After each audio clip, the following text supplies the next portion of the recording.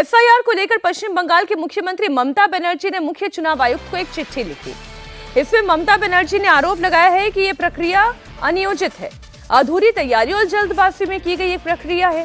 CM Banerjee ने राज्य में एफआईआर पर चेतावनी देते हुए कहा कि अगर इसे रोका नहीं गया तो इससे लोकतंत्र की नींव को नुकसान होगा। ममता बनर्जी ने एफआईआर पर लिखा कि बैकएंड से वोटर्स के नाम काटे गए। बंगाल में एफआईआर बिहार और दूसरे राज्यों से अलग है। किसी भी अवैध और मनमानी कार्रवाई के लिए इलेक्शन कमिश्नर को जवाब देना चाहिए, जवाबदेही उनकी होनी चाहिए। इधर ममता बनर्जी ने एफआईआर पर सवाल उठाया तो बीजेपी ने तीखा हमला बोला। बीजेपी नेता गिरिराज सिंह ने कहा कि टीएमसी को इस बार बंगाल के हिंदू ही भगाएंगे। वहीं दिलीप घोष ममता बनर्जी से पूछ रहे हैं कि उन्हें एफआईआर से इतना डर क्यों लग रहा है। ये लोकतंत्र है।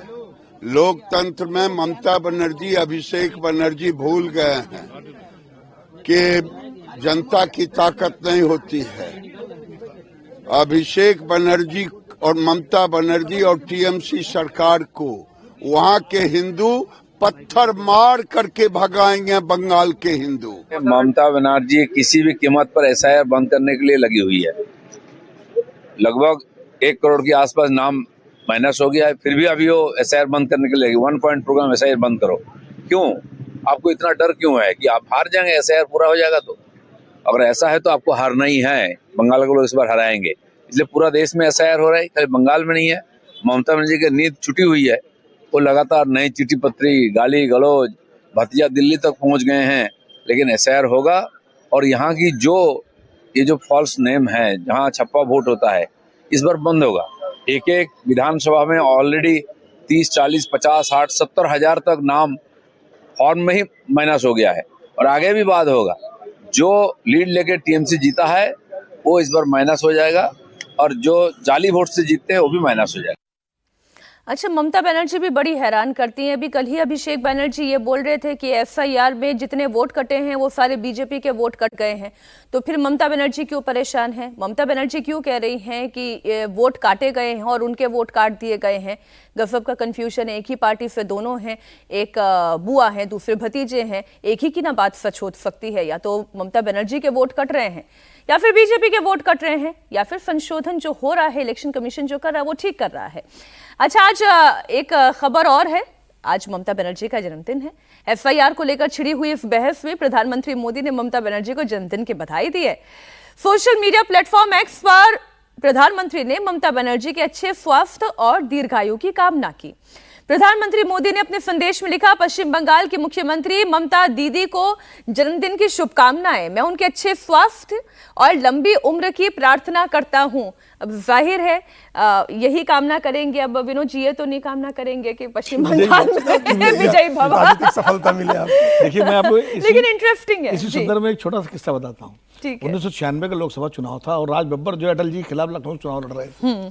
नॉमिनेशन के बाद राज बब्बर सीधे अटल जी के पास पहुंचे, उनको प्रणाम किया और कहा मुझे आशीर्वाद चाहिए। अब अटल जी का कल्याण भाव तो उनका कि विजय भाव का आशीर्वाद दीजिए, उसे वो जनता तय करेगी।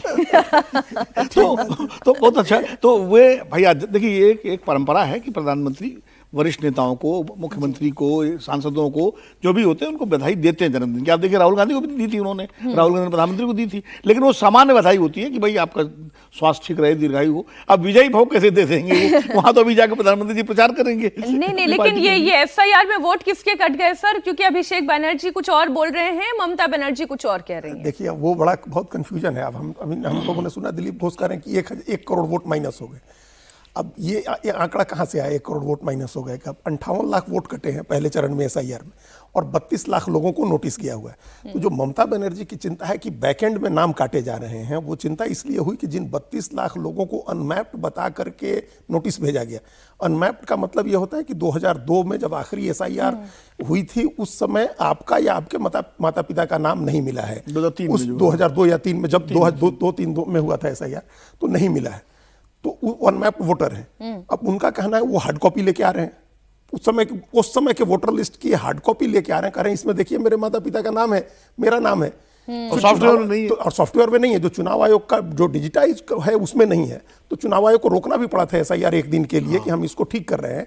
तो ये जो ममता बनर्जी की चिंता है वो बैकएंड में नाम कटने की है कि अगर हार्ड कॉपी में नाम है तो फिर चुनाव आयोग ने वैसे माना भी था नाम कि होना चाहिए, कंप्यूटर ठीक में है। भी नाम होना चाहिए, तो वो एक समस्या है। और दूसरी बात जो 58 लाख नाम कटे हैं, भाई मर गए कोई आदमी तो उनका नाम निश्चित रूप से कटना चाहिए, जो अस्थायी रूप से शिफ्ट हो गए निश्चित रूप से नाम कटना चाहिए है। ये किसके वोटर हैं इससे क्या तय मतलब है? बिल्कुल ठीक बात है। उसका नाम कटना चाहिए।